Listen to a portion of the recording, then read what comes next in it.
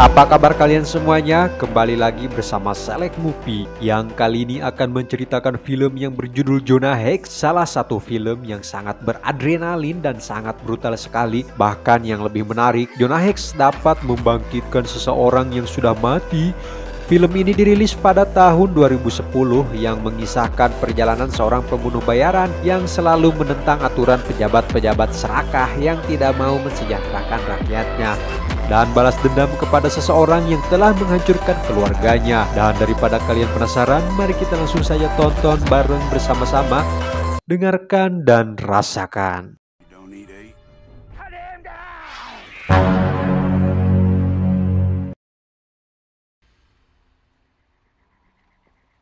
Cerita diawali dengan seorang koboi alias si pembunuh bayaran. Dia bernama Jonah Hex, kita panggil saja si John.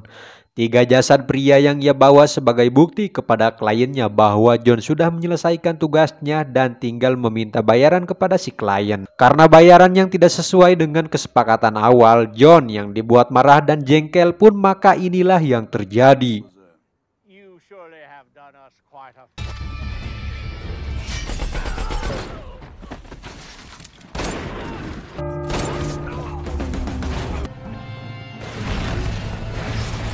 Di tempat lain, sekelompok pasukan berkuda yang dipimpin oleh Trumbull tengah menyerang kereta api yang sedang membawa rombongan para tentara Amerika.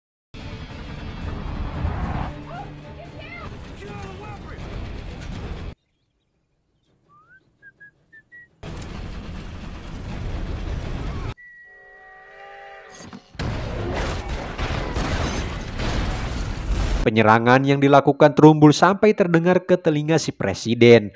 Mengingat Trumbull sangat sadis dan kejam, bahkan dia juga telah melakukan pembajakan di berbagai wilayah dan sangat sulit mencari seseorang agar bisa menghentikannya. Tetapi si presiden menyuruh letnannya untuk mencari si John, karena hanya dialah satu-satunya seorang pembunuh bayaran yang bisa menghabisinya. John sendiri tengah ngeleet teh gelas di sebuah bar di mana dia tak segan menghabisi pria di sampingnya yang sok berlaga jago di hadapannya. Sudah lama tidak bertemu, John menemui seorang perempuan, kita panggil saja Lia. Semalaman tidur bareng bersama si John. Keesokan paginya dia didatangi para pasukan tentara Amerika, di mana John harus ikut bersama mereka, di mana John seketika jiwa adrenalinnya naik ketika si tentara menyebutkan nama Trumbull. Karena selama ini John menganggap bahwa Trumbull itu sudah mati.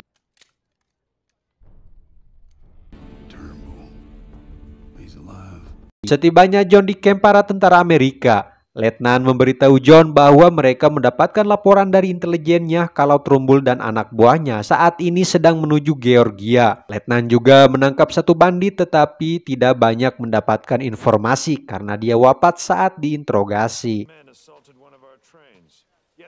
Di mana dengan kesaktian si John, dia menghampiri si bandit. Dengan menggunakan sentuhannya, si bandit tersebut kembali hidup dan mendapatkan informasi, yaitu seseorang bernama Slocum yang menjalankan tempat perkelahian.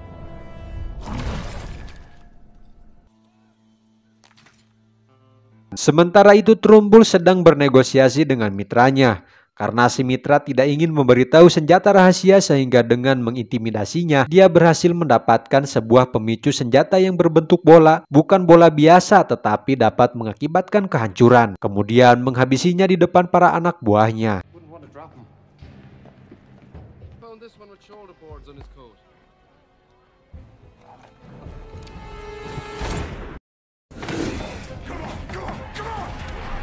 Kembali ke si John yang saat ini menemui Slocum.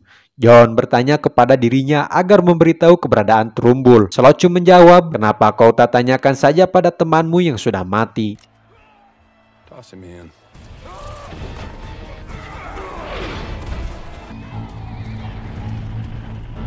Selanjutnya, John pergi ke kuburan untuk mencari makam temannya yang sudah dia bunuh. John menggali kuburan temannya bernama Jeb, merupakan anaknya Trumbull, dan setelah berbincang ria dan John juga menceritakan Trumbull yang sudah menghabisi keluarga si John. Jeb merasa dilema, tidak tahu berpihak kepada siapa. Karena Jeb tidak seperti ayahnya, dia memberitahu tempat persembunyian Trumbull di suatu tempat.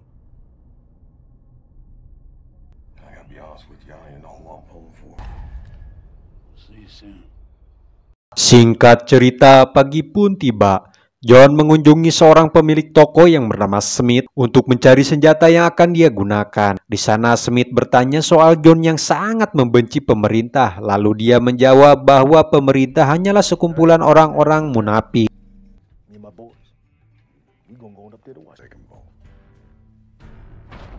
Setelah tiba di markas Trumbull, John cukup dikagetkan dengan gambar senjata yang sedang dirakit, mengingat senjata tersebut dapat berpotensi kehancuran. Seminggu lagi senjata tersebut akan berhasil dirakit dan akan Trumbull gunakan untuk menghancurkan Amerika tepat di hari kemerdekaannya. Di sana John bertemu Trumbull dan pasukan yang menyerangnya.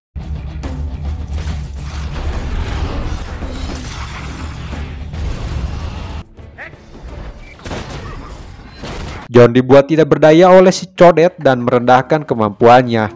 Di saat ada kesempatan, John meninggalkan tempat tersebut dengan kudanya.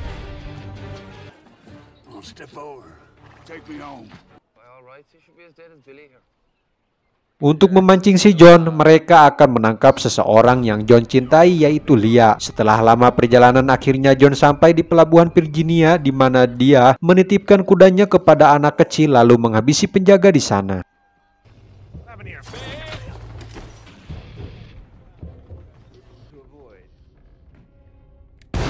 Kemudian John menyusup ke kapal mereka yang sudah siap berlayar. Tetapi John diketahui oleh pasukan yang melihatnya, sehingga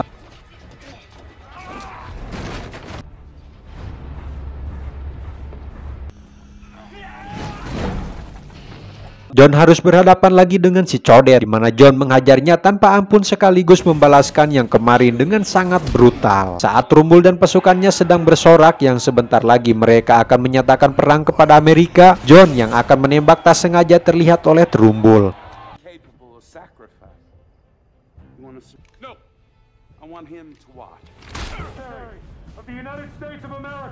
Di mana pada saat itu Trumbull menyandra Leah yang hal itu membuat John tak berdaya. Sementara Trumbull menyerang kapal Amerika dan menghancurkan satu kapal di sana. Tanpa mereka ketahui, John dan Leah berhasil bebas. Berkat kecerdikan Leah melepaskan borgol di mana John akan menghentikan si penembak super. Sedangkan Leah akan menghabisi para pasukan Trumbull. Leah tidak seperti kebanyakan perempuan pada umumnya yang lecet sedikit langsung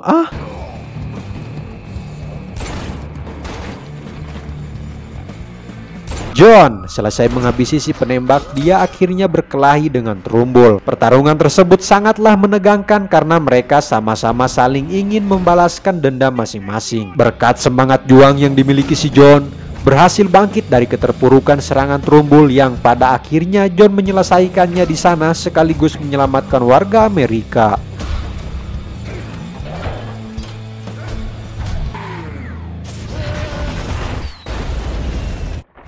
Atas pembelaannya kepada Amerika berkat perjuangan si John, dia dihadiahi oleh si Bapak Presiden sekaligus memberikan pengampunan penuh. Di sana juga John diangkat menjadi sheriff. Tetapi dia tidak tertarik dan menolaknya karena menurutnya menjalani kehidupan tanpa aturan lebih damai daripada memiliki atasan. Singkat cerita, film pun tamat.